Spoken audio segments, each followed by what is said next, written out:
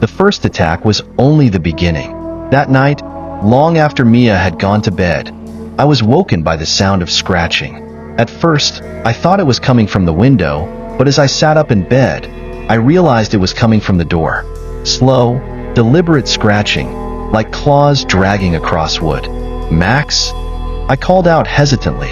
The scratching stopped, replaced by a low, guttural growl that sent chills down my spine. I grabbed my phone and turned on the flashlight, creeping toward the door. My hands trembled as I reached for the doorknob. When I opened it, Max was sitting there, staring up at me. But this wasn't the dog I knew. His eyes glowed faintly in the darkness, and his expression was chillingly blank. Without warning, he lunged. I screamed, stumbling backward, but the attack never came. He stopped inches from me, his mouth open in a silent snarl. Then, as if restrained by an invisible force, he slowly backed away, his body twitching unnaturally. That was when I noticed the shadows. They weren't normal shadows cast by my flashlight.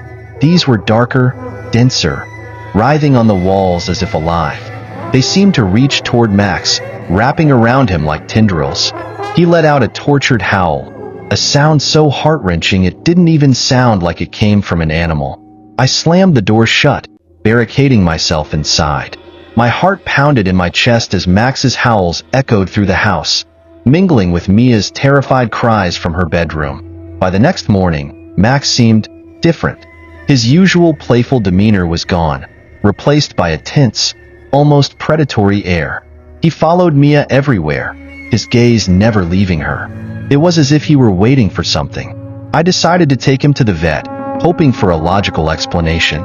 But as soon as we arrived, Max's behavior became even more erratic.